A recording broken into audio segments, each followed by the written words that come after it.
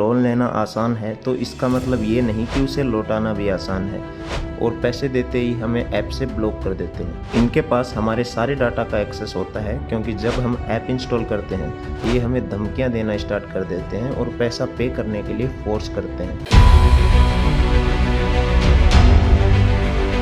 जब किसी को अपनी इनकम से एक्स्ट्रा खर्च करने की ज़रूरत पड़ती है तो वो या तो अपने एसेट्स बेचता है, जैसे सोना चांदी, या फिर वो लोन लेता है दूसरे इंसान से या किसी बैंक से, जिसके बदले में वो एक्स्ट्रा अमाउंट इंटरेस्ट के तौर पर देता है।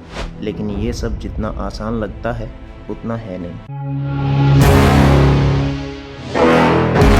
कोई भी व्यक्ति किसी दूसरे आदमी को अपने पैसे देने से पहले काफ़ी चीज़ें देखता है, जैसे उसका व्यवहार कैसा है, वो कमाता कितना है, और वो पैसा लौटा भी पाएगा या नहीं। और अगर ये सब नहीं तो वो लोन के बदले में अपनी क्या चीज़ गिरवी रख सकता है।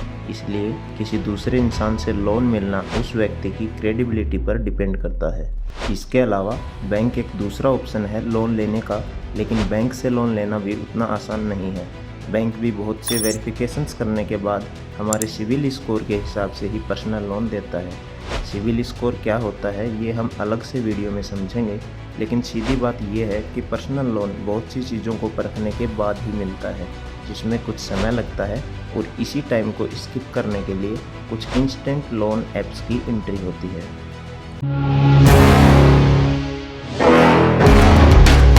इंस्टेंट लोन ऐप्स बहुत कम समय में लोन्स प्रोवाइड कर देते हैं। हालांकि ये सिविल स्कोर वगैरह चेक करते हैं, लेकिन लो स्कोर के साथ भी हमें ये लोन प्रोवाइड कर देते हैं, जिसकी वजह से बहुत से लोग अपनी शॉर्ट टर्म नीड्स के लिए इनको चूज कर लेते हैं। साथ ही ये हमारी ज़रूरत के हिसाब से फुल पेमेंट या EMI के रीपेमेंट ऑप्शंस देते हैं, जिसकी वजह से लोगों को आसान और सही लगता है इनसे लोन लेना। अगर लोन लेना आसान है तो इसका मतलब ये नहीं कि उसे लौटाना भी आसान है। ये इंस्टेंट लोन ऐप्स मेनली दो टाइप से फ्रॉड करते हैं। एक तो ये लोन देने से पहले ही प्रोसेसिंग चार्ज के नाम पर कुछ पैसे मांगते हैं हमसे, और पैसे देते ही हमें ऐप से ब्लॉक कर देते हैं। और दूसरा, ये हमें कुछ अमाउंट लोन देकर उसकी रिकवरी पर फ्रॉड करते हैं।